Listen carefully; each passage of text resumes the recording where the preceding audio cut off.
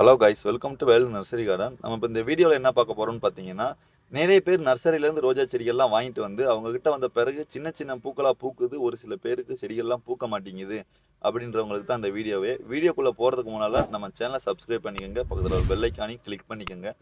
அப்போ தான் நம்ம அடுத்தடுத்து போகிற வீடியோக்கள் உங்கள் மொபைலில் நோட்டிஃபிகேஷனாக வரும். ஃபஸ்ட்டு பார்க்கும்போது நம்ம ரோஜா செடியை வந்து 12 இன்ச்சு தொட்டியில் நடவு செஞ்சு வச்சுருக்கோம். அதாவது 12 இன்ச்சு தொட்டியில் ஏன் நடவு செஞ்சு வச்சுருக்கோம்னு பார்த்தீங்கன்னா, இது சேல்ஸுக்கு உண்டான செடியை. அதனால் வந்து 12 இன்ச்சு பாட்டில் தான் நம்ம நடவு செஞ்சு வச்சுருக்கிறோம்.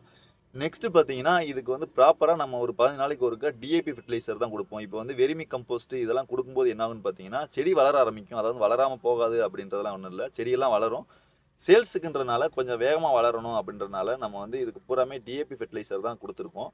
டிஏபி எப்படின்னா 15 நாளைக்கு ஒருக்கா டிஏபி ஃபெர்டிலைசரும் அதோட வந்து மோனோக்ரோட்டோபாஸ் மருந்து, அதாவது பூச்சி பிடிக்காமல் இருக்கிறதுக்கு வந்து மோனோக்ரோட்டோபாஸ் நம்ம எல்லா வீடியோலையும் அதான் சொல்லுவோம். ஏன்னா அது பூச்சி பிடிக்காமல் இருக்கிறதுக்கும் வளர்ச்சிக்கு உண்டான மருந்து, பொதுவான மருந்து. அது எல்லா இடத்துலையுமே உங்களுக்கு கிடைக்கும். இந்த மருந்தை நீங்கள் வாங்கி ஸ்ப்ரே பண்ணி விடலாம். நெக்ஸ்ட்டு பார்த்தீங்கன்னா, உங்களுக்கு தண்ணி ஊற்றும் போது மெயினான விஷயம், நிறைய பேருக்கு பார்த்தீங்கன்னா ரோஜா செடிக்கு தண்ணி ஊற்றும் போது உப்பு தண்ணி ஊற்றும்போது என்ன ஆகுன்னு பார்த்தீங்கன்னா, செடி வந்து சொரட்டா வாஞ்சிக்கிட்டு வர ஆரம்பிக்கும். அதனால் முடிஞ்ச அளவுக்கு நல்ல தண்ணி ஊற்றுங்க. ஃபில்டர் தண்ணின்னு கிடையாது. முடிஞ்ச அளவுக்கு நல்ல தண்ணி ஊற்றுனீங்கன்னா ரோஜா செடியில் வந்து கருகள் பூராமே வராமல் இருந்துடும்.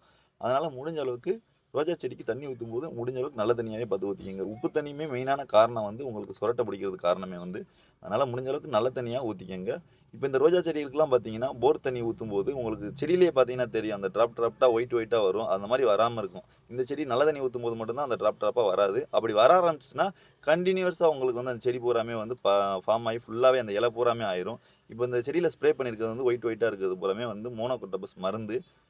நார்மலாக உள்ள விஷயம் தான். ரோஜா செடிக்கு வந்து முடிஞ்ச அளவுக்கு 6 ஹவராவது வெயில் படுற மாதிரி இடத்துல பார்த்து வைக்கணும். அப்படி வைக்கலனா உங்களுக்கு ரோஜா செடியில் வர பூக்களும் சின்ன சின்ன பூக்களாக வரும். இப்போ இதில் பார்த்தீங்கன்னா தெரியும், நார்மலான வெயிலில் தான் இருக்குது. இதில் பூக்கிற பூக்கள் பூராமே ஒவ்வொரு பூக்களுமே வந்து ஓரளவுக்கு கையளவுக்கு பெரிய அளவில் தான் பூக்கள் பூக்க ஆரம்பிச்சிருக்கு. ஏன்னா சன்லைட் படணும் ஃபஸ்ட்டு விஷயம்.